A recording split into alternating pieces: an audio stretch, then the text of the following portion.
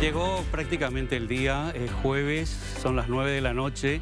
Esta noche a partir de las 12 ya empieza la veda electoral. En España se dice la jornada de reflexión, porque se supone que empieza la jornada en la que uno tiene que reflexionar todo lo que nos han propuesto, todo lo que hemos vivido y todo lo que se supone que tenemos que hacer y tenemos que vivir a partir del día 30.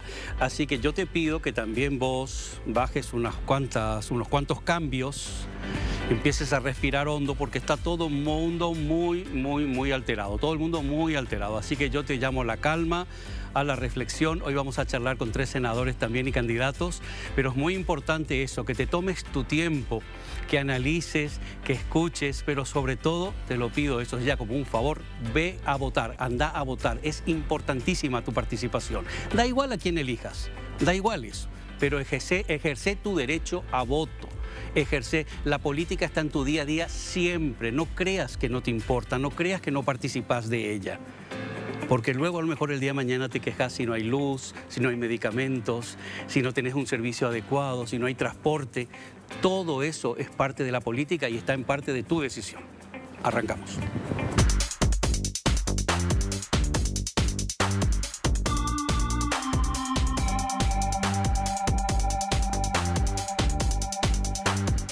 La política es parte de nuestra vida, la quieran, no la quieran, es parte de nuestra sociedad, es parte del mundo que nos gobierna, es parte del día a día y tendría que ser parte de la cultura y la educación siempre, tendría que estar en todos lados y tendríamos que estar bien explicado y recuperar algunas materias. Bueno, ya hablando de educación, mira, ¿con quién estamos? Blanca Avelar, buenas noches, senadora, ¿cómo está? Buenas noches, Luis, buenas noches a los colegas Martín, Fidel, a José Antonio y un saludo cordial a la amable audiencia. Fidel Zavala, tu primera vez en el salón, buenas noches. Buenas noches, Luis, un gusto estar con ustedes acá, con los colegas, con José Antonio, en la recta final. En la recta final. Martín Arévalo, ¿cómo está? Gracias, Luis, José Antonio, Blanca, Fidel, muy buenas noches para todos y gracias por la invitación. José Antonio, compañero, ¿qué tal? Buenas noches, aquí estamos un jueves más, pero un jueves un poquito diferente porque es el último programa donde podemos hablar abiertamente o pedir el voto de campaña antes de este domingo 30, que va a ser tan importante para todo el Paraguay. Así que estén donde estén, bienvenidos. A ver si nos acostumbramos que la política no es una mala palabra. Qué difícil, qué lástima, ¿verdad? Que algo tan importante en nuestra vida y en lo que te debería ser para un país haya convertido en algún momento, y lo siento por ustedes, ¿verdad? Una mala palabra. La política es cambiante y muchas veces me cuestiono y digo, no, la política no es la cambiante, los cambiantes son los políticos. Blanca. Juan Pablo II escribió una encíclica, Gaudium et Spes, donde dice que la política es la más noble actividad humana, porque se preocupa del bien común, de la construcción del bien común y del destino colectivo. Los actores políticos tienen la enorme responsabilidad de construir el destino de todos. Entonces, ¿por qué la política va a ser una mala palabra? Es clave que algunos políticos la deshonren con su conducta y con las acciones que hacen, no precisamente vinculadas a los fines de la política, es otra cosa. Pero es muy cierto lo que decís en términos de que la política en general, hay muchas personas que la rechazan. Hay personas honorables con quienes uno se acerca a hablar y casi como previniendo de que se trata de otra gente, te dice, yo no soy político. Te saluda con eso como diciéndote, no me mires a mí de una manera sospechosa porque yo no soy de ese mundo.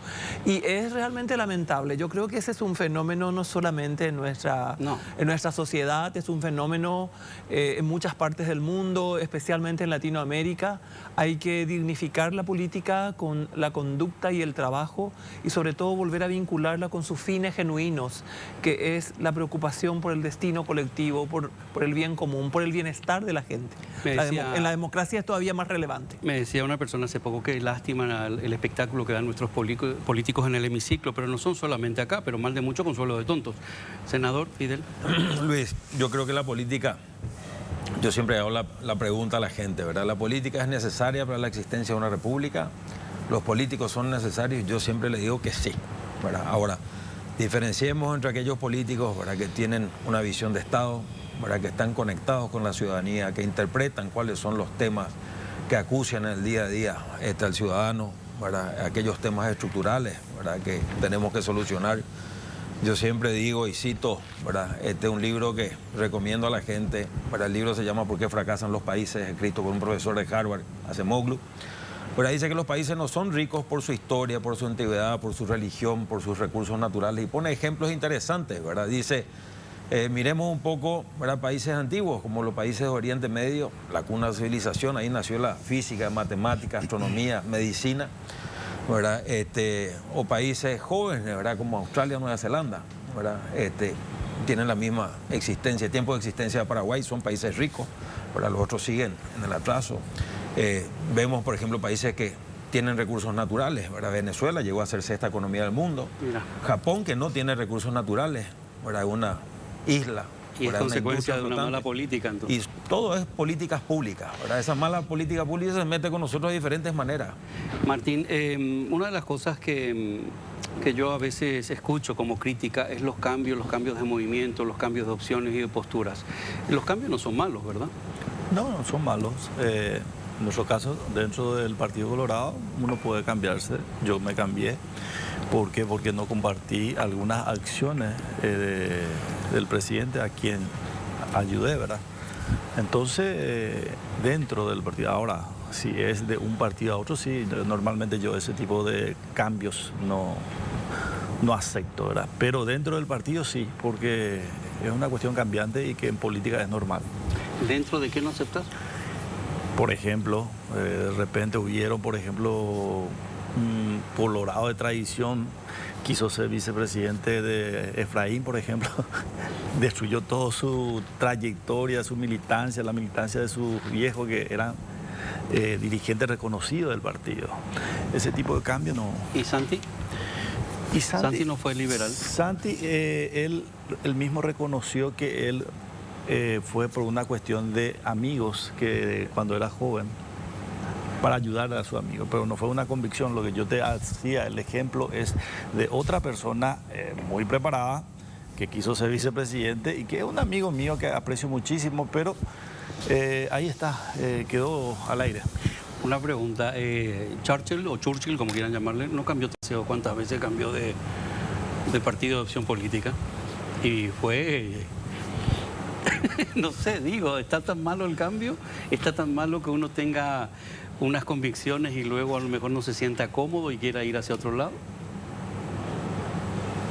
Yo creo que una cosa es la organización política a la que uno pertenece, otra cosa son los principios y los valores. Sí. ¿Qué principios y valores tenés en tu vida y qué cosas defendés? ¿Por qué has luchado siempre? ¿Verdad?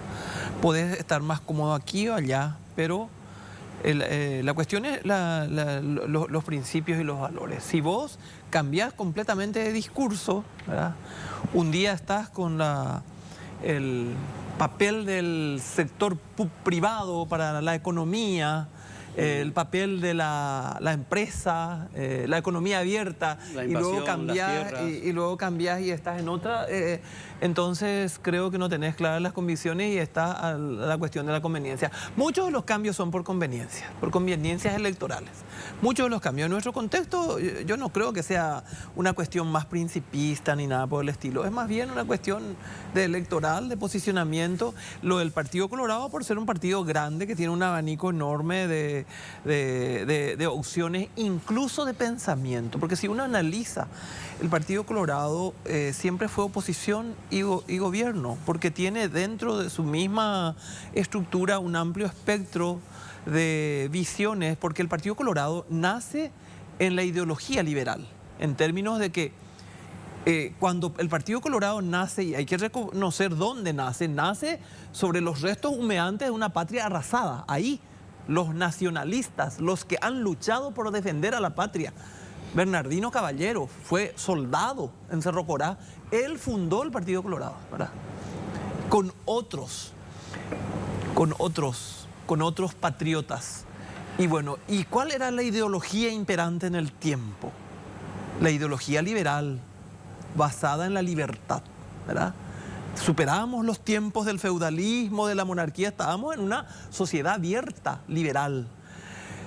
Pero, ¿qué es lo que mantiene el Partido Colorado del liberalismo? Por supuesto que su afección, clara adhesión a la libertad, pero ha cambiado su visión y ha girado hacia una cuestión más social de derecho, de un Estado nacionalista, porque dice Partido Nacional Republicano. Entonces ahí tenemos un viraje. Si nosotros revisamos la historia del Partido Colorado, en los inicios del siglo XX, fines del XIX, con Blas Garay, con Fulgencio R. Moreno, tenemos el posicionamiento patriota de unos tipos que entendían la libertad como un fundamento, pero valoraban el papel del Estado para poner orden en la sociedad y proteger al más débil. Esa es una visión que fue evolucionando. Entonces allí tenemos también un espectro donde podemos entrar a discutir, Luis. Lo que pasa es que en algún momento, para mi punto de vista, hubo un cortocircuito y algunos confundieron libertad con libertinaje. No, eso en toda la sociedad. Sí, ya, pero están en el gobierno hace tantos años que el problema a veces es cierta estructura del partido que a lo mejor no es mi trabajo decirlo, pero a lo mejor habría que limpiar y cambiar. Yo pienso que esa depuración se va dando lentamente y por supuesto que con marchas y contramarchas, ¿verdad? El ejercicio del poder y el tiempo de estar en el poder obviamente produce un desgaste, pero el Partido Colorado es el que ha mantenido una vocación democrática a pesar del, para mí, pecado de haber sostenido la dictadura. Porque el Partido Colorado sostuvo la dictadura. Cuando empieza la libertad es la opción democrática. Se denuncian hasta robo de elecciones en el inicio. Sin embargo, hoy ha construido un itinerario de institucionalidad donde no es posible hacer fraude. Tenemos una institucionalidad pluralista de las diferentes corrientes donde se garantiza elecciones internas. Es el único partido tradicional que eligió siempre sus representantes en una fervorosa interna. Nunca tuvo urnas delivery, nunca tuvo elección entre cuatro paredes, siempre fue producto de una lucha electoral y eso es importante porque la democracia interna es clave para fortalecer el tejido del partido. Ay, quiero seguir preguntando algo, pero quiero hablar con Fidel, porque no sé si alguna vez estuvo tan dividido el partido como los últimos 5 años y tan fraccionado y tan dañado como los últimos 5 años. Fidel, en algún momento se habló que no querías continuar, que a lo mejor no te presentabas. ¿Qué pasó? A ver, yo creo que la política es desgastante. Nosotros entramos con un compromiso en el 2018, cumplimos parte de ese compromiso, quedaron cosas pendientes, por supuesto. Después, hablando un poco con un grupo de gente, y la gente dice, Fidel, tenemos que tener buena gente en el Parlamento, y yo siempre insistí con esto. Ahora no puedo salir a hacer lo contrario de lo que siempre tratamos nosotros de promover, porque finalmente los temas están, ¿verdad? Hay temas que, en mi caso, ¿verdad? Para mí el tema de seguridad era muy importante. Sí. La gente me pregunta, Fidel, pero vos qué hiciste del tema de seguridad. Yo le digo, miren, la FTC, ¿verdad? Nosotros hemos ayudado, ¿verdad?, a la creación de la FTC ya desde antes de entrar al Senado. Hemos dotado el presupuesto y acá que mis colegas me corrijan, ¿verdad? Porque decían algunos sectores que querían destruir la FTC, que vino a traer orden al norte, porque básicamente era un departamento fallido, parte de un Estado, un departamento fallido. Y nosotros decían, tienen presupuestos gigantes y manejan 150, 100, 200 millones de dólares. Y la FTC comenzó a tener presupuesto a partir del año 2019. Hoy el presupuesto de la FTC es de 8 millones de dólares. ¿Sabe cuánto maneja IPS? Para el presupuesto de seguridad, 12 millones de dólares. ¿Verdad? Y la FTC no se encarga solamente de EPP, se encarga del crimen organizado, trabaja con la Senat, trabaja en caso de inundaciones. Vale, ¿y quién otorga ese presupuesto? ¿Quién autoriza? ¿Quién? El Senado de la Nación, a través de la ley más importante. Entonces hemos trabajado con la reforma de la policía, la colaboración con Colombia para que se arme el Departamento de Inteligencia de la Policía Nacional. Te hago esta pregunta y le traslado a todos, porque últimamente tanto José, yo y todo el equipo tratamos de trasladar a la audiencia la importancia de la elección de los quienes van a estar en el Senado, quienes van a participar del Congreso. No solamente la chapa presidencial es importantísima para un país, sino quien acompaña desde el Congreso, porque luego ahí es donde pasan las cosas que a veces no pasan o se traban o se encajonan. La gente dice que este país es presidencialista, yo le digo que este país es parlamentarista, ¿verdad? Por el Senado pasa, ¿verdad?, el proyecto de ley más importante de la nación, que es el presupuesto general de gasto de la nación. ¿Verdad? Somos contralores, ¿verdad?, de todo lo que hace el Ejecutivo. Fuera de promulgar leyes, ¿verdad?, creo que vamos a decir, nosotros podemos llevar adelante el juicio político al presidente de la República, a ministros de Corte, nombramos ministros de Corte, podemos interpelar a todas las autoridades, Ahora, creo o frenar. Como pasó con los intentos de juicio político de la fiscal. Totalmente, Luis. Entonces yo creo, y la gente dice, no, el Parlamento, el foco está en las elecciones para presidente. No, el Senado es importante. Ahora, ¿querés políticas públicas de calidad? Tenés que tener políticos con visión de Estado que estén enfocados en los temas estructurales. Martín, estaba muy tranquilo vos, ¿verdad? ¿Qué me puedes poner? Es muy complicado todo el tema de cuando hay que luchar o trabajar o exponer dentro del propio partido muchas falencias, algunos errores, ¿verdad? Tuviste muchos traspiés, zangadillas que te quisieron hacer a lo largo de tu gestión, de tu trabajo, tuviste encontronazos, cambios. ¿Qué le espera entonces a la audiencia que va a votar al Partido Colorado, que quiere votar al Partido Colorado, viendo ese movimiento interno tan grande que hay? Y de hecho, si hablamos de las internas, creo que votaron casi 1 millón nada más, hasta el 1,5 millones. Sí, la verdad que... ¿O es mi impresión nomás que tuviste tantos ataques o...? No, es una decisión que yo tomé. Yo cuando tomé la candidatura con Mario Audo, nosotros nos comprometimos con la sociedad, con el partido, a hacer una buena administración.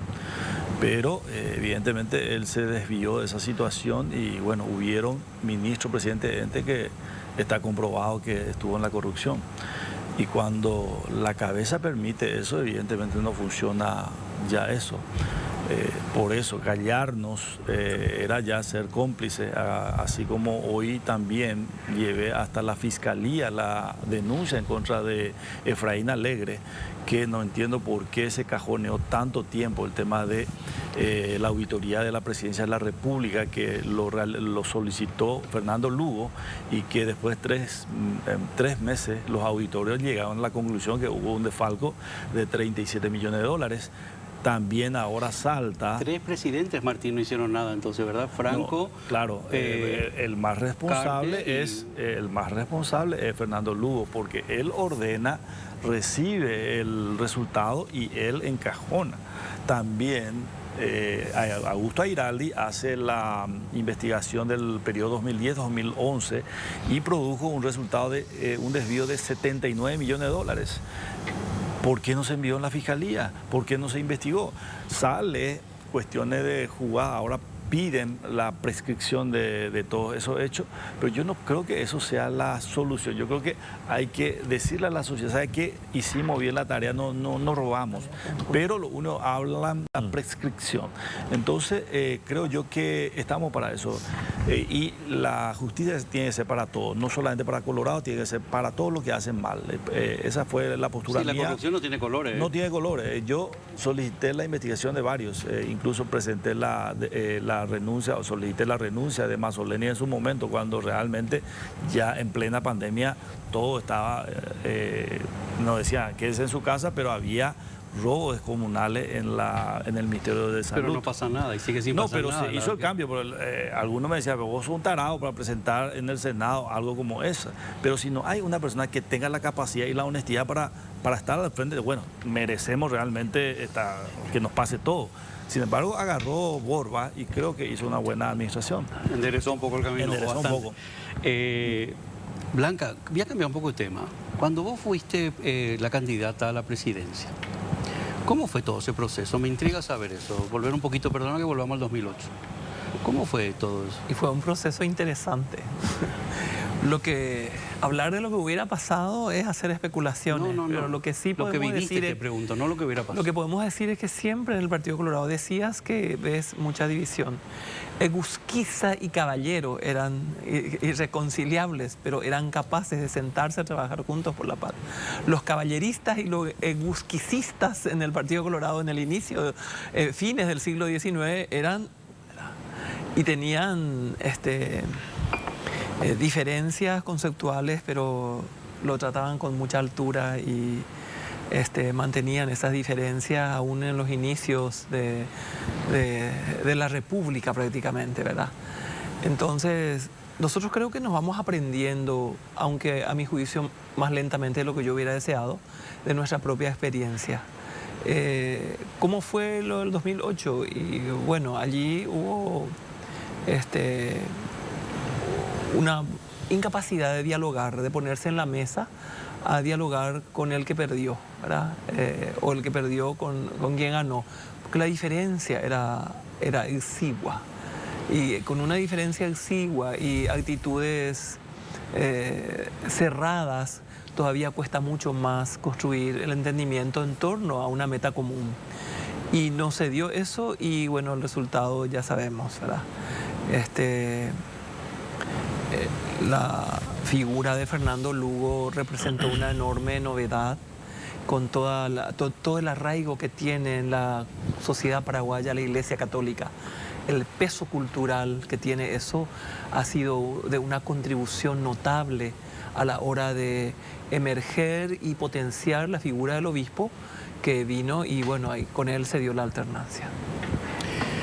Fidel, vos estás dentro de la concertación.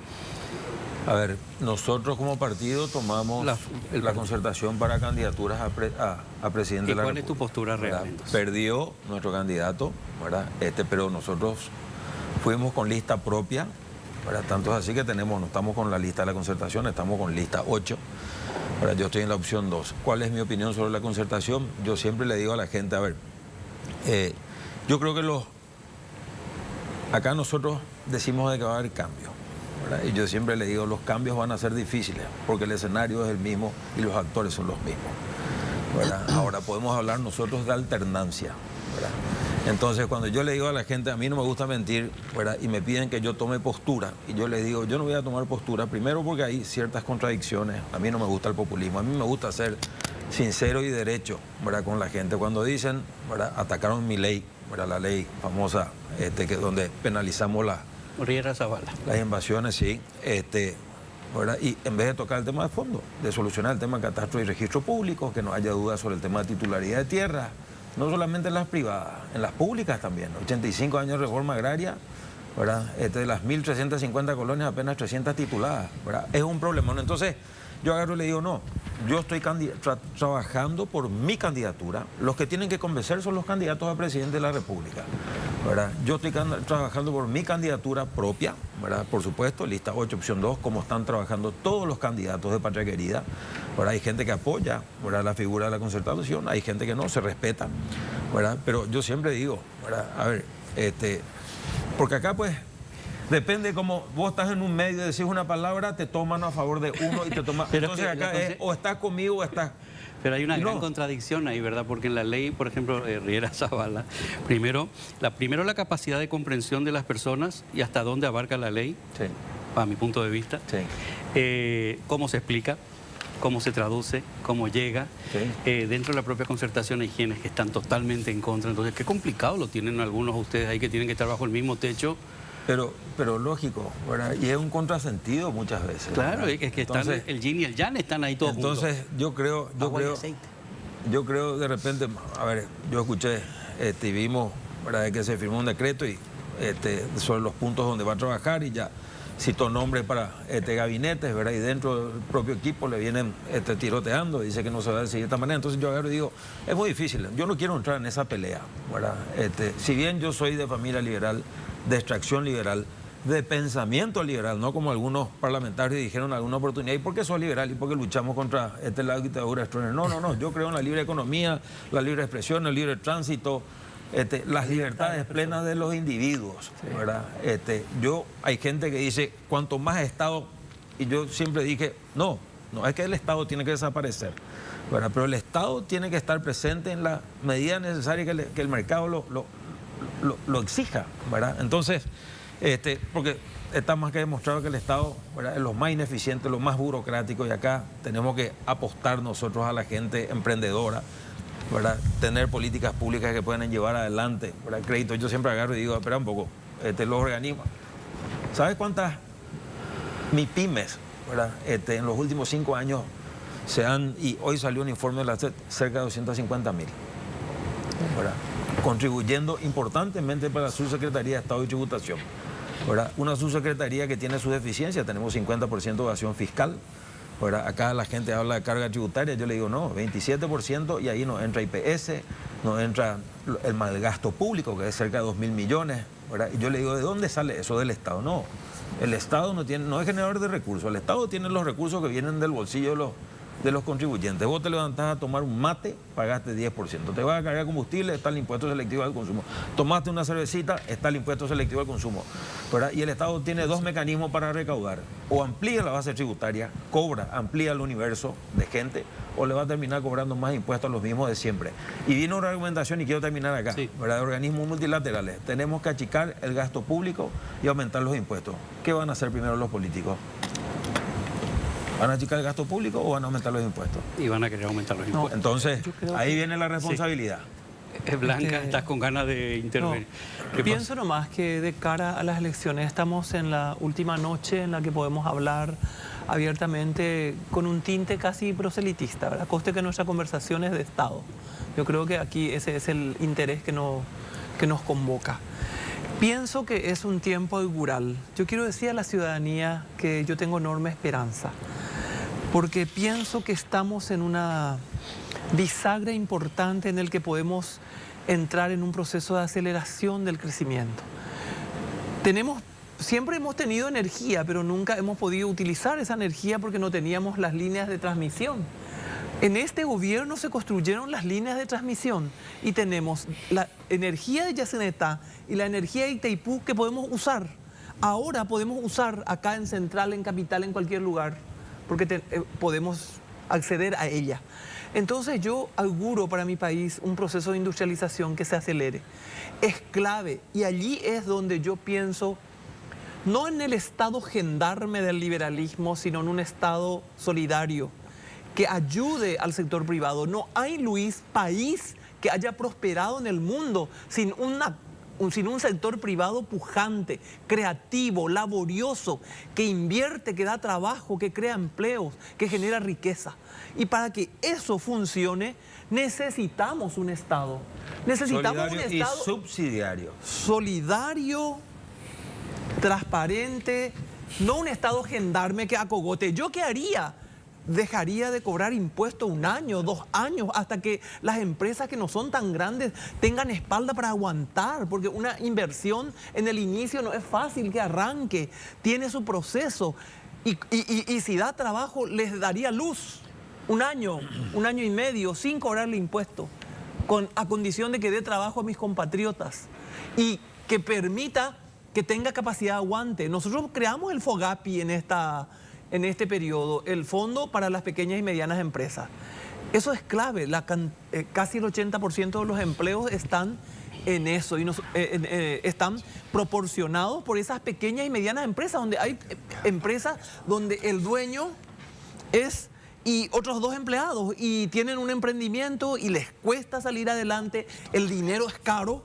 Necesitamos que también la contribución del sector privado, porque el dinero es caro, Fidel y Martín, el dinero es caro. Muchísimos jóvenes que emprenden su microempresa y a los 2 años se ahogan porque no hay forma de aguantar el costo. Entonces allí es donde necesitamos un Estado social que mire eso, que garantice los fondos y que permita realmente la prosperidad en el sector privado. Si ahí no hay prosperidad, no hay crecimiento.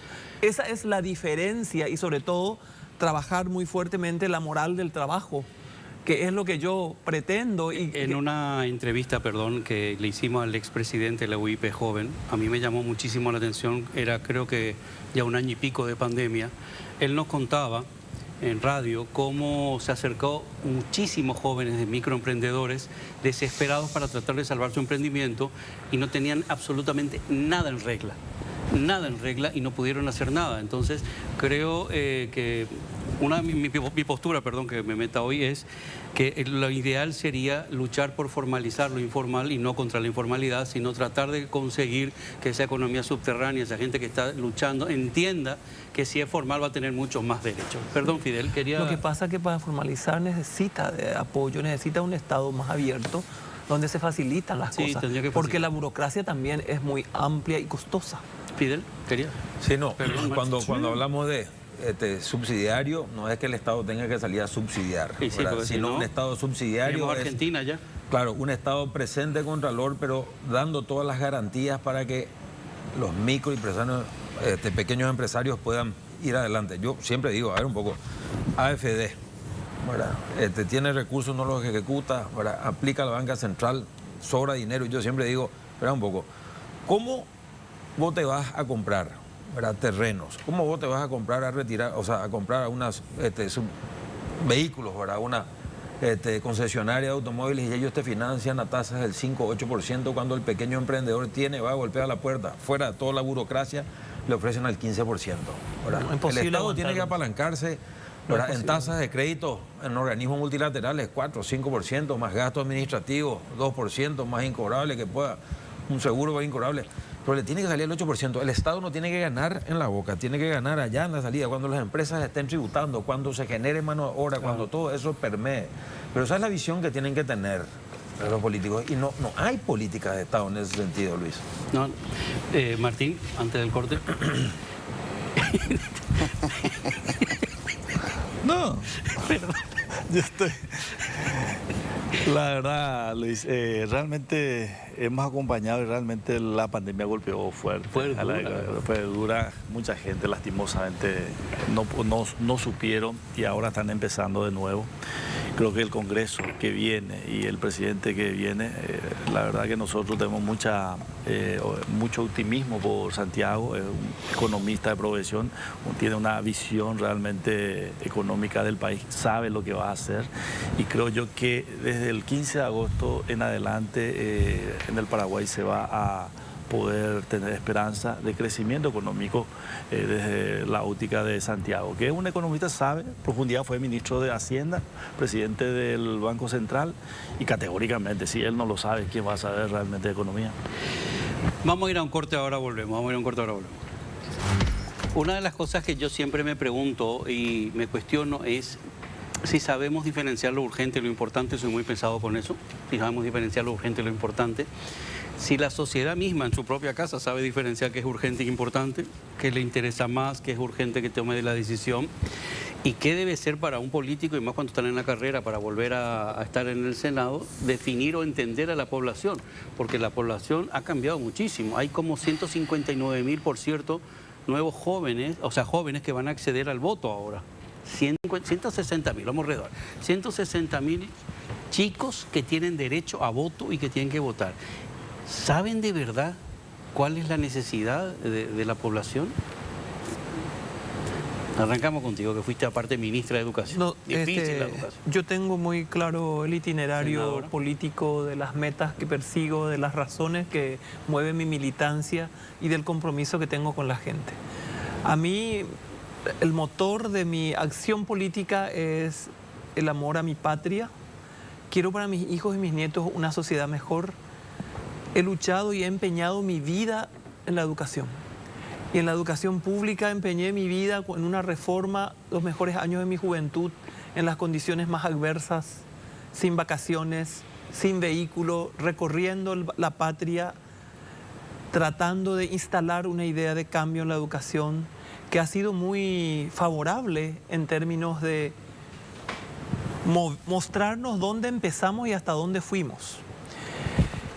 He sufrido desde el otro lado la incapacidad de consensuar metas. Entonces, desde este lado ahora quiero construir esa capacidad. Porque yo fui ministra y me fui al Parlamento a pedir más presupuesto cuando lo que tenía no me alcanzaba para las metas que estaban dibujadas y estaban claras. Por ejemplo, una de las metas claras era, estábamos en el 2005, que en el 2020... ningún paraguayo menor de 50 años tenga menos de 10 años de escolaridad. Queríamos asegurar que llegue a 10. Para esa meta había un plan. Ese plan se hizo con la cooperación de la Universidad de Harvard, con un residente aquí que de facto casi era un viceministro coordinando con los directores. Yo trabajé primero como directora en el ministerio, después como viceministra, después como ministra. Y cuando me iba a pelear el presupuesto, Luis, encontraba dificultades enormes para consensuar y para construir un entendimiento en torno a esa meta. Porque esa meta no fuimos capaces de comunicar y hacer un pacto político. Esa parte nos faltó. Hicimos todo técnicamente, pero faltó lo político. Lo político es construir. Por ejemplo, me voy cuando termina la primera camada de la reforma que viene, termina el 9º grado, cuando la secundaria básica pasa de primero, segundo a tercer curso a 7º, 8º y 9º grado. Esa cantidad enorme de alumnos del 9º grado no cabían en las secciones establecidas para el primero de la media, que eran el antiguo cuarto curso. Faltaban 1000 secciones para que yo pueda meter a esos alumnos. Por ejemplo, me acuerdo muy bien, distrito de Juan Oleari, Alto Paraná. Había 4 secciones de 50 niños de 9º grado y había un colegio secundario que tenía una sección de cuarto curso. ¿Qué iba a hacer yo del resto? Le iba a decir que vayan a otro distrito. Y me fui al Parlamento y no conseguí los recursos para que me abran las 1000 secciones porque me dijeron, la Constitución dice que solo la educación básica es obligatoria. Y termino, espérame, voy a terminar. Bueno. Y me voy y me dicen eso. Entonces digo yo, pero ¿y cómo es posible? ¿Quién va a invertir entonces? ¿Quién va a invertir entonces? Y tuve que abrir 1000 secciones ad honorem en vísperas del Día del Maestro, porque el domingo va a ser el Día del Maestro. Rindo un homenaje a los maestros paraguayos, que enseñaron gratis muchos años en muchas secciones que estaban desfinanciadas porque no había una política clara de financiamiento por falta de entendimiento político, porque nos falta madurez, civismo y alta escuela política y sobre todo visión de Estado para construir esas metas de largo plazo. En educación, la consecución de una meta excede por lejos un periodo presidencial. Entonces, el que ahí se va para conducir el proceso tiene que tener, en primer lugar, eso como punto de partida. Se fueron en educación muchos charlatanes que no entienden de educación nada, se fueron a inventar el agua caliente, dejaron sin efecto los proyectos que estaban funcionando y faltó financiamiento. Entonces necesitamos avanzar. En el Congreso es clave lograr ese entendimiento. Yo lucho por un país mejor. Me mueve también la compasión con los que tienen hambre. Ese es el motor de mi acción política. ¿Cómo va a haber gente que tiene hambre? En este gobierno se hizo un estudio. 350.000 paraguayos pasan hambre. No teníamos un censo como tenemos ahora. Y ahí tenemos que trabajar. Por eso presido el Frente Parlamentario contra el Hambre, para poder trabajar en leyes. Y he presentado una ley que se llama Ley del Derecho Humano a la Alimentación. Dígame usted, senadora, ¿cómo era en el baloncesto? Campeona. Ya se nota, ¿eh? Porque bárbaro. Campeona. Tetracampeona nacional. Tengo una buena experiencia con el básquetbol. Amo el básquetbol. Y me trae los recuerdos más lindos de mi juventud, que ya ha quedado bastante atrás, pero seguimos. Perdón, Fidel. Sí. Lo urgente, lo importante, el país, las necesidades. Acá yo creo que captando un poco las inquietudes, las manifestaciones, las expresiones de la gente, ¿verdad? Durante la campaña. Acá nosotros tenemos, no quiero hablar de lo que tenemos pendiente en materia de salud y de educación, ¿verdad? Porque eso es ya un tema que está más a la vista y en parte coincido con Blanca, en otra parte, vamos a decir, tengo algunas, no diferencias, ¿verdad? Pero cosas para agregar. Yo digo siempre que el ministerio más político es el Ministerio de Educación, de ahí han salido muchos candidatos a presidente, ¿verdad? Y se muestra como cada 5 años, ¿verdad? En vísperas de elecciones entran operadores políticos, ¿verdad? Nosotros cuando llegamos, ¿verdad? Y esto, yo tengo muy buena relación con Blanca, por eso me siento en confianza para decir esto, ¿verdad? Cuando llegamos recién el primer periodo, primer año de gobierno de Mario Abdo Benítez, se entregan los kits escolares en tiempo y forma y sobran los kits escolares. Y nos encontramos, y acá Blanca fue ministra de Educación, me puede corregir si miento, ¿verdad? Nos encontramos con que para que las escuelitas funcionen, ¿verdad? Tienen que tener un mínimo de alumnos. Para que la profesora reciba el rubro, ¿verdad? Tienen que tener un mínimo de alumnos. Yo no sabía, pero la profesora cuando es trasladada lleva su rubro. Esa escuela se queda sin rubro, tiene que haber una gestión otra vez de los padres para ir a pedir, ¿verdad? Y nos encontramos con este tipo de problemas. Y yo siempre pongo el ejemplo de Santa Rosa la Guaragüe a Río Verde, ¿verdad? Hoy Santa Rosa la Guaragüe tiene 35 kilómetros de largo por 2 cuadras de ancho. Y vos te vas a encontrar escuelitas. Y yo le digo, en vez de tener, ¿verdad? Foco, ¿verdad? Perímetros, ¿verdad? Donde vos tengas altos centros educativos con pocos profesores de calidad, ¿verdad? Donde funciona el transporte escolar como funciona en cualquier otro país del mundo, Estados Unidos, acá Brasil al lado te vas y existen, pero tenemos que comenzar a reestructurar, a mirar Esto complementando un poco a lo que dijo Blanca, ¿verdad? Porque el tema de educación es fundamental. Eso pusimos en la ley orgánica. Bueno, yendo, ¿verdad?, al tema, vamos a enfocarnos en temas estructurales. La caja fiscal, ¿verdad?, va a explotar el Estado subsidiario, vamos a terminar pidiéndole más impuestos a la gente, ¿verdad? El tema de IPS, ¿verdad?, tenemos que comenzar a mirar, ¿verdad? Y cuando digo yo IPS, no es solamente el tema de salud, porque ya está el tema previsional, tenemos que blindar esos fondos porque van a querer meter mano en la lata. 1, 2. Tenemos que mirar el tema de las cajas fiscales. Hay gente que con 10 años de aporte, 50 años de edad, se jubila con el 100%. Ahora tenemos que comenzar a mirar, esto no es sostenible en el tiempo. Y yo le digo, ¿y los cuentapropistas? Vos sos cuentapropista, no estás en relación de dependencia, no sos funcionarios públicos. ¿Quién te garantiza tu vejez? ¿Verdad? ¿Dónde está el aporte para aquellas personas? Pero hay que hacer una reforma del Estado. El problema es que hay que hacer una reforma del Estado, el tamaño del Estado. Por ejemplo, hablas de IPS, estuvieron sentados acá Pedro Jale, estuvo el arquitecto Massi, te cuentan unas barbaridades. Hablando de eso... El tema de catastro, registros públicos, son temas estructurales que están pendientes, catastro Luis. Y registros públicos, nosotros tratamos de comentar con la audiencia, una vez nos contó Riera, ¿verdad?, que hay como 200.000 más kilómetros más de los reales, inclusive si vos te pones a contar el... Paraguay tiene 406.000 kilómetros cuadrados y existen 580.000 en títulos. Imagínate, 580.000 en títulos. ¿De dónde sale el resto? Doble piso. Ay, Martín. La justicia no funciona. Me río por no llorar, es desesperado. Entonces, ¿cómo no vamos a ordenar el país? Se puede. Se hizo en un montón de instituciones. Yo puedo colocar ejemplos de instituciones, Luis, que funcionaron y se puede cuando hay voluntad política. Cuando hay voluntad política, y la senadora volvió a traer un tema. Cuando a ella le tocó luchar, no fue aprobado en el Congreso. ¿Cómo se puede trabajar en el Congreso cuando el Congreso está tan dividido y muchos piensan en su interés personal y no el general? Yo creo que depende un poco también del criterio de la gente. Hay mucha gente que tiene buen criterio, pero no tiene esa posibilidad de dialogar y quitar propuestas que favorezcan al país. Fidel, por ejemplo, planteó el tema de seguridad y una reestructuración de la Policía Nacional y se está estudiando. Lastimosamente, creo yo que tiene que haber un criterio de unidad sobre lo que realmente le pueda favorecer al país. Y en eso hay que trabajar porque se sectariza mucho y entonces leyes importantes para el país va al tacho. Pero te quería hablar de la participación de los jóvenes. Sí, por favor. Para mí siempre fue participé ya hace 30 años en elecciones y... Los nuevos. 160.000. 160.000. Y vos sabés que siempre es una tarea pendiente la participación de los jóvenes.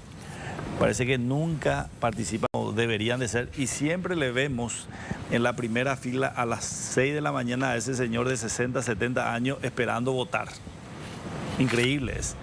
Y la juventud siempre es una esperanza que está esperando. Yo creo que en este domingo es importante que vayan y voten por el candidato que quieran, pero la participación de los jóvenes es fundamental, se juega su futuro. ¿Quién es el candidato que le está proponiendo, de alguna manera, creación de empleo,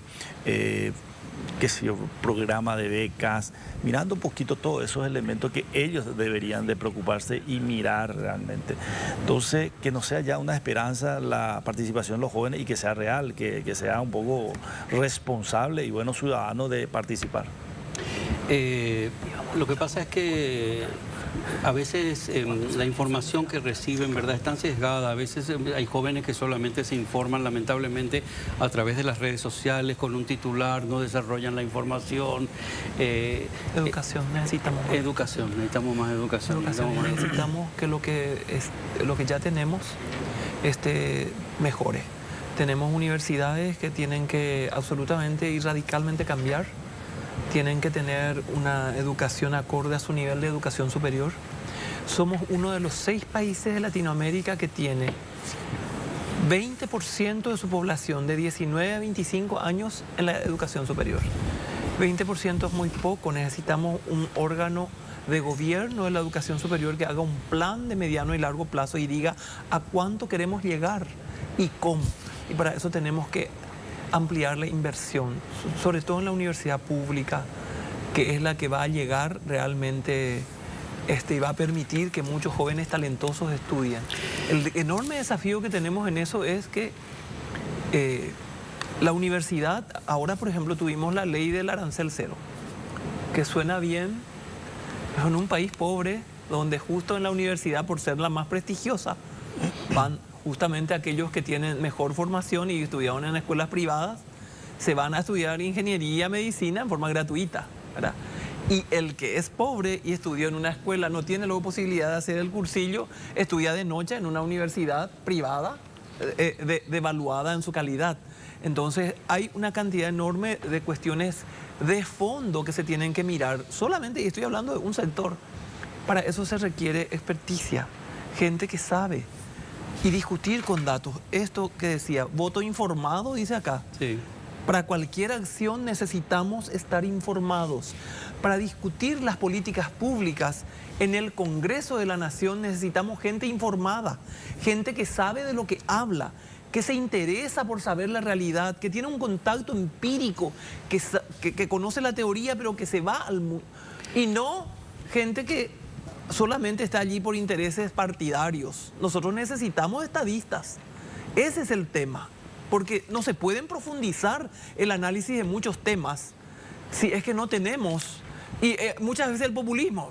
¿Quién se va a oponer para que en un departamento súper pobre se cree una nueva universidad pública? ¿Verdad? ¿Quién se va a oponer? Porque ese es ¿cómo es? Porque ese es el interés por la educación. Sin embargo, no se puede sostener. Si ya existen filiales, ¿por qué tendríamos que abrir para tener allí una cuestión solamente administrativa que pueda ser coto otra vez para una cuestión política? ¿Por qué no potenciamos lo que ya existe? Pero ese debate, para ir a fondo, necesitas gente informada, gente intelectualmente preparada y moralmente sana que quiera al Paraguay.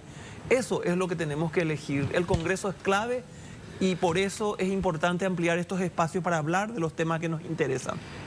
Es importante y, bueno, no sé si debería decirlo, qué difícil es a veces, no sé si es porque fue en época electoral, que asistan a espacios, a veces nos cuesta muchísimo invitarlos y que vengan a los programas y nunca voy a entender por qué. Hay parlamentarios que no quieren venir, hay parlamentarios que le estás pidiendo, cuando este programa, por ejemplo, nunca se ha caracterizado por atacar a nadie. Lo que nosotros tratamos de hacer siempre es escuchar. Creo que una de las cosas que más tiene que cambiar en el gobierno que sea es la comunicación, cómo llegar al público y cómo informar de todo lo que está pasando en realidad. Aparte de la cultura y la educación, ¿verdad? Que siempre hay que estar luchando y luchando para que se den el dinero necesario. Si no hubiera habido una pandemia, no se subía, no se arreglaba la salud en alguna parte tampoco. Si no hubiera habido la marcha forzada, hemos dado unos pasos gigantescos, hay que reconocer. Se han dado unos pasos gigantescos, con grandes metidas de pata tampoco que nunca aceptan. Y sería tan bueno alguna vez hacer un mea culpa. Sí, obviamente, pero ¿y qué cuesta hacer un mea culpa a veces? Nadie puede negar que se ha hecho mucho y que en el tema de la pandemia que azotó a la humanidad tuvo contra las cuerdas a gobiernos de países poderosos. Paraguay ha enfrentado, y yo he escuchado análisis que se han hecho de los aciertos y pero en el Perú murieron 240.000 personas. Bueno, pero lo que sería bueno también que los errores se acepten. Está bien que se ha hecho mucho, pero los errores hay que aceptarlos. Eso no me digo. ¿Quién niega los errores? Yo creo que sí. Bueno, por lo menos creo que... Pero una de las cosas, decía una cosa que me interesa. Casi me vas a tirar una... No, decía una cosa que me interesa. Aquí no se ha atacado a nadie. Justamente la cultura de la descalificación y del ataque personal es uno de los elementos más fuertes que frenan la posibilidad de construir consensos para avanzar. Y ese es un defecto de la clase política. Bueno, a ver si la audiencia sabe, ahora volvemos a un pequeño corte y ya te dejamos libre a todos, le dejamos libre. A ver si la audiencia de verdad sabe qué le propone cada partido, qué es lo que le conviene de verdad para su economía, para su vida, para su entorno. Y hay que empezar a empatizar, ¿eh? A veces de darse cuenta, siempre te lo recomiendo, empatizar un poquito, no solamente que te importe si vos estás bien, mira a tu alrededor a ver qué necesidades hay también, que a lo mejor ahí está la clave. Ahora volvemos. En el ejercicio del poder Estamos en función al aire, de Estado. chicos. Estamos al aire. Perdón, la audiencia, es que ya son, imagínense la hora que es ya, se acerca ya la veda y estamos acá que seguimos charlando. Martín, que hablaste muy poco. Llega un momento, ¿verdad?, que uno se cansa ya. La campaña ha sido dura y complicada, ¿eh?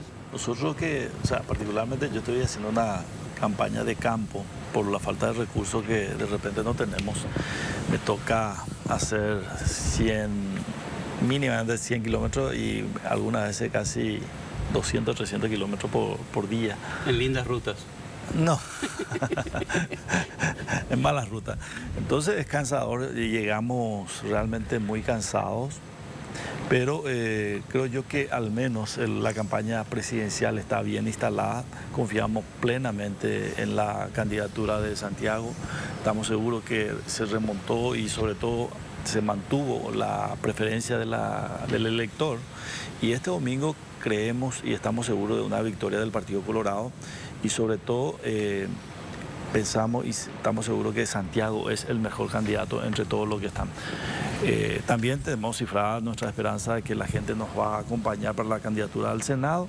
Creo que hemos hecho un trabajo bueno, le hemos escuchado a la gente, le hemos recibido, somos uno de los pocos senadores que tienen de lunes a viernes recibiéndole a la gente, no importa de qué clase sea, a todos por igual y canalizando todas esas inquietudes que de repente mucha gente no se le escucha y nosotros somos el órgano o las personas que pueden evacuar esas incertidumbre que tienen en su vida o en el lugar donde están, en el municipio, diversos problemas que hemos escuchado durante estos 4 años y medio. Y por eso hoy estamos planteando nuestra reelección en el Senado por la lista 1, opción 23. Vamos a hacer lo siguiente, antes de seguir hablando con nuestros invitados, le vamos a recomendar invertir en tierra. ¿Dónde, José? Atención, KQP Urba trae un nuevo lanzamiento, Fracción La Serena 2, que tiene todo lo que buscas. Está ubicado en el barrio San Felipe, a pocos metros de la ruta Pirayú-KQP y de la ruta número 2. La zona está totalmente poblada, situado junto al Club 1 de Enero. Alrededor cuenta con comisaría, hospital, terminal de ómnibus, escuelas y comercios. El lote que elijas lo tenés a cuotas corridas sin reajustes, posesión inmediata a sola firma, ideales para casa, quinta, vivienda o inversión. Encontrá el plan ideal para tus objetivos y paga tu primera cuota con Urba. Si quieres agendar una visita o más información, podés escribir al WhatsApp 021 20 46 46 o hacer una llamada, que es gratuita, al asterisco 8722. Invertir en tierra siempre es el mejor ahorro. Urba Inmobiliaria, traemos desarrollo. Hablando de desarrollo, traemos desarrollo, estaba pensando que al menos 2 de los candidatos hablan de diferentes posturas. Quiero hablar un poquito de la economía, ¿verdad? Diferentes posturas a la hora si va a seguir apoyando a China-Taiwán o se va a China continental, que puede afectar muchísimo al país. Vos decís que parte de la concertación, la concertación algunas veces tira titulares nomás para figurar, dijiste en algún momento, senadora, o cómo es el tema. Quiero entender nomás si entendés la oposición, lo que presentan como gobierno. Yo creo que en un proceso electoral se dicen muchas cosas. Lo que aquí tienen que mirar la gente es el testimonio, qué ha hecho. Nadie se autoinventa a sí mismo y se convierte en un hombre virtuoso si no lo fue en su vida, si no lo es. Uno lo que hace en la política es, ¿verdad?, con los recursos que tiene, intelectuales, afectivos, morales, entrar a jugar y a ofrecer eso a la ciudadanía, su compromiso, su trabajo. Y quiero decirles, nadie se autoinventa. El que no tiene virtudes en su vida personal, ¿cómo va a exhibir virtudes en su vida pública? Esa es una pregunta que yo hago y es muy claro, es muy fácil contestar. Estamos todavía en el tiempo lícito en el que podemos hacer campaña. Sí, hasta las Así 2. es que yo les pido su voto por la lista 1, opción 22, para seguir representando al ciudadano. Nosotros también basamos nuestra acción política en un compromiso genuino con la gente, avalado por una trayectoria pública y una vida forjada en el sacrificio del que no nos hemos alejado. Seguimos allí, seguimos igual, no ha cambiado nuestra condición. Hay algunos que entran en la política y cambian su condición. La nuestra no ha cambiado. Somos de una vida austera, humilde, y el servicio en favor de la patria ha sido siempre una bandera por la que hemos luchado. Así es que no solamente para la educación, sino para todo lo que signifique nuestra infancia, la juventud, las opciones para la formación, el mejoramiento de la educación superior, la cuestión del hambre, la cuestión de la agricultura familiar campesina como base para la sostenibilidad de la seguridad alimentaria en el Paraguay. Esas cosas nos mueven, nos comprometen y estamos capacitados para trabajar con el otro diferente porque tenemos claras convicciones democráticas. El otro diferente en la democracia, con ese es el que se construye. Podemos tener enormes diferencias. Yo con mis compañeros de bancada tengo muchas diferencias personales, profesionales, intelectuales, morales, pero soy capaz de sentarme en forma fraterna a conversar. ¿Sí? ¿Siempre tuvieron buena comunicación ustedes? Siempre fuimos compañeros y yo le propuse a Martín que sea vicepresidente del Congreso y él llegó a ser vicepresidente por mi propuesta. Yo siempre tuve buenas relaciones fraternas con él. A veces nos trenzamos y él saca sus uñas y yo también le contesto, pero en el marco del respeto y no del show y la descalificación. La descalificación y el show en la política no sirven. Lo que sirve es el entendimiento sobre las cosas que nos unen, porque eso que nos une es lo que va a permitir que avancemos, porque si no vamos a estar siempre en el mismo lugar. Pero te pregunto, dentro del show y tanto circo que hay a veces, ¿no hay realidades? ¿Cómo que realidades? No se dicen. Esa es la realidad. No, te quiero decir, no se dicen realidades dentro de todo ese... Por supuesto, pero ¿y de qué sirve? Si no sos capaz de construir y plantear algo distinto, ¿de qué sirve hacer el show? Acá nosotros no necesitamos comediantes, necesitamos estadistas que miren las generaciones venideras, que piensen en los niños a quienes hoy les faltan nutrientes, que ya mañana van a ir a la escuela y no van a aprender. Yo fui maestra rural, yo sé lo que es empeñarte por un niño que no puede aprender. ¿Y por qué no puede aprender? Porque tuvo hambre ya en el vientre de la madre. Y porque recibió pocos nutrientes y poca ternura. ¿Cómo no vas a no te vas a conmover ante eso? ¿Cómo no vas a luchar por tu país para que todos los niños tengan alimento? Nosotros presentamos un proyecto para tener más recursos que elaboró un grupo de personas, un grupo de compañeros y algunos de afuera sobre el arancel específico a la cajetilla de cigarrillo. Y eso no se aprobó, eso era para tener más leche en el programa PANI. Ah, pero ahí está, eso no se aprobó como si fuera un tema de otros, ¿verdad? El Congreso son ustedes. Pero y por supuesto, pero porque a veces cuesta y porque muchas veces en la construcción de ese consenso y en la búsqueda de eso hay que tener más tiempo, perseverancia y paciencia, porque no se aprobó, pero te aseguro que ahora vamos a volver a presentar y se va a aprobar. Sí, pero ustedes son el ejemplo que el propio partido ha estado tan dividido que ha afectado en el Congreso muchas decisiones. No porque en esa época era Horacio, porque Honor Colorado, porque la Añetete o Fuerza Republicana. Ustedes mismos han ido pisando. Nosotros hemos hecho una estrategia formidable para dar gobernabilidad a este gobierno, para aprobar todos sus proyectos. Y una de las estrategias ha sido justamente mantener apertura y diálogo con un sector del Partido Liberal que nos ha acompañado y por eso teníamos la mayoría para aprobar los proyectos. Por eso siempre dicen que el oficialismo apoya la concertación también, ¿eh? Ojo. Senador. No me voy. Bueno, el oficialismo apoya la concertación.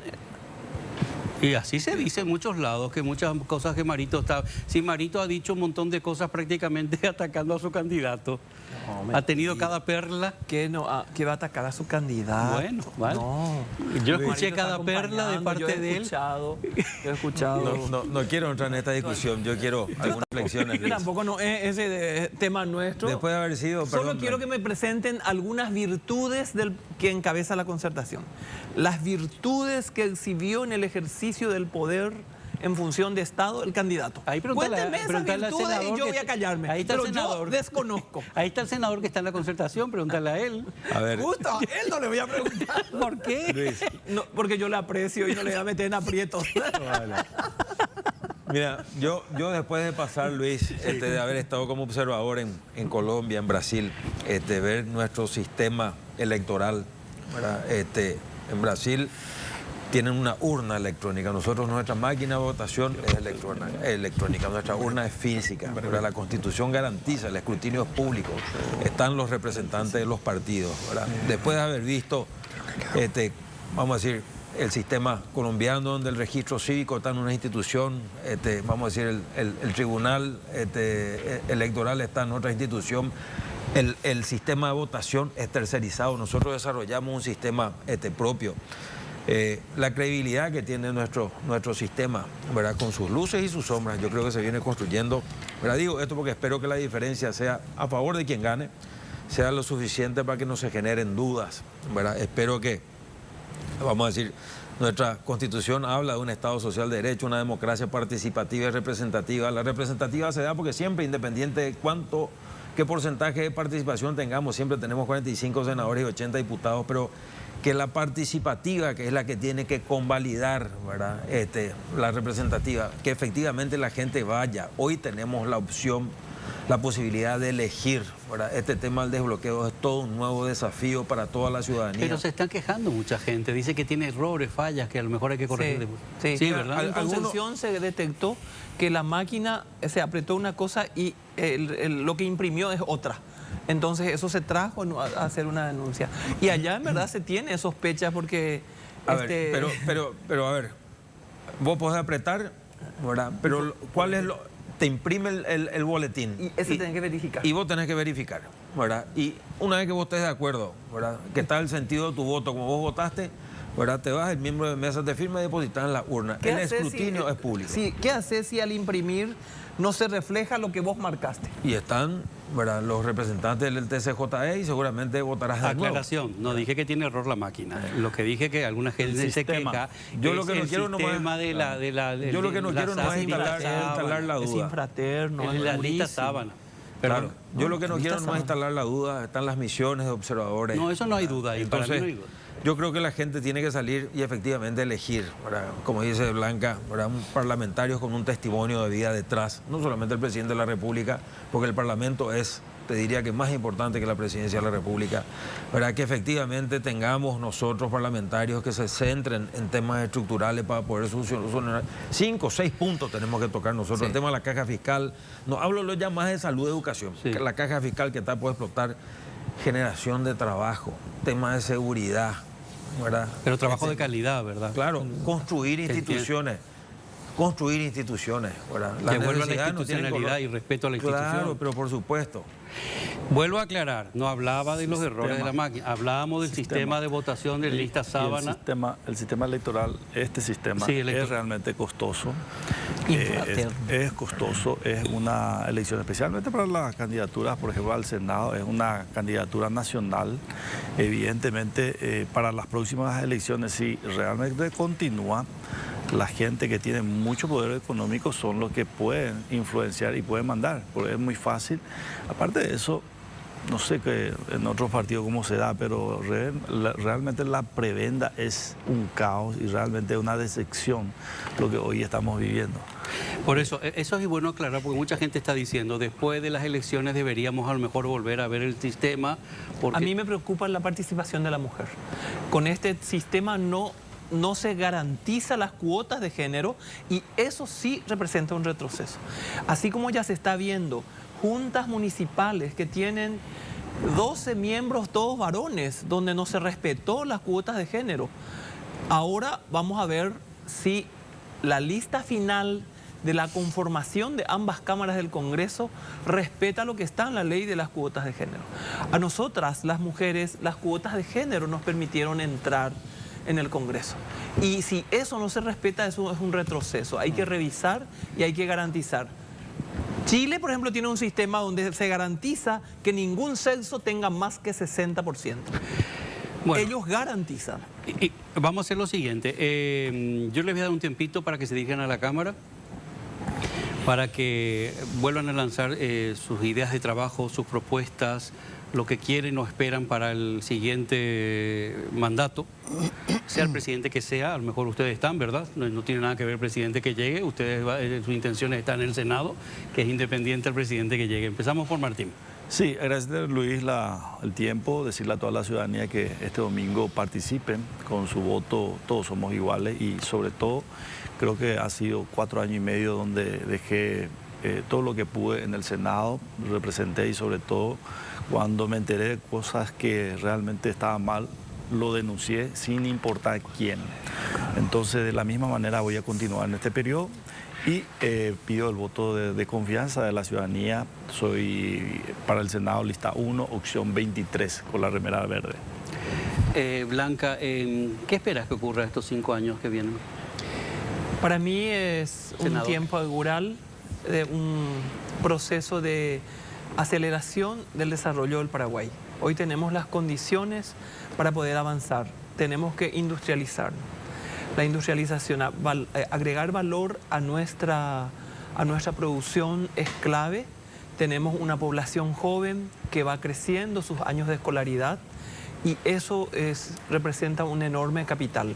Tenemos que invertir más en capital humano. La acumulación de capital humano es clave porque las tasas de rentabilidad de la educación, lo que rinde un año más de inversión en educación, 2 años más, un ciclo más, es enorme en la economía. Así se desarrollaron los países. Así es que yo espero que el acceso a la energía que ahora podemos, que el mejoramiento de la infraestructura vial que se ha hecho ampliamente en este gobierno nos permita tener posibilidades de un desarrollo económico. Es clave crecer para poder dar trabajo a los jóvenes, para que los jóvenes que trabajan puedan seguir estudiando. Esa es una preocupación. Yo voy a seguir luchando por la educación en mi país, como lo vengo haciendo. Voy a seguir luchando por la infancia, porque los niños que nacen en hogares desfavorecidos tengan leche adecuada y antes de los 1000 días reciban la nutrición adecuada, porque en solo 1000 días tenemos para darle las condiciones para el desarrollo de su estructura cognitiva, de lo que va a ser y de lo que va a significar su vida, su capacidad de aprendizaje, de juego, para ser feliz. Necesitamos eso asegurar. Es injusto que por pobres no pueda estudiar un joven talentoso. Vamos a seguir luchando para que encontremos la fórmula, para que el joven talentoso con aptitudes estudie una universidad que le acoja y donde pueda recibirse en un título universitario. Todas esas cuestiones nos importan, por eso seguimos en la política. Así es que yo te pido tu confianza y tu voto. Y pongo a consideración mi vida, el testimonio de mi esfuerzo hecho ya en la función pública, mi corazón, mi amor a la patria. Lista 1, opción 22 para el Senado. A la lucha. Senador. Bueno, Luis, nosotros queremos enfocarnos en temas estructurales para el tema de construir instituciones, combatir a la corrupción. Es uno, generación de fuentes de trabajo, creo que es importante, sobre todo para los pequeños, medianos empresarios. Yo creo que Paraguay tiene condiciones de desarrollo inigualables, ¿verdad? Siempre digo que es un país rico, mal administrado. Queremos trabajar muy de cerca con el tema, no solamente de seguridad, si bien presentamos el proyecto de reforma, el de los consejos de seguridad ciudadana, que este segundo proyecto viene atado a la aprobación de este primero, ¿verdad? Quienes conocen el fenómeno delincuencial son los habitantes de la zona, ¿verdad? Estos consejos estarían integrados por los pobladores, las comisiones locales, ¿verdad? Policía Nacional, las autoridades gubernamentales y distritales.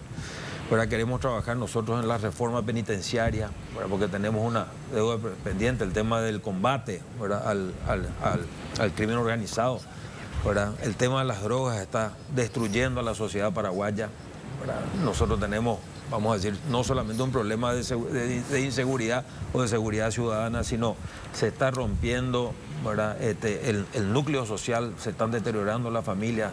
Ahora pasa a ser un problema de salud pública, creo que tenemos que enfocarnos en esto. Salir a regularizar, ¿verdad? Las tierras en Paraguay, catastro y registro públicos deben funcionar, así que hay muchos temas estructurales, ¿verdad? Así que espero que nos acompañen, Luis, lista 8, opción 2, ¿verdad? Fidel Zavala para el Senado. Gracias, gracias. A ver si pueden descansar, no sé cómo tendrán los nervios, estarán ansiosos o no. ¿No se está ansioso o se está? Vos estás muy tranquilo. Muy tranquilo.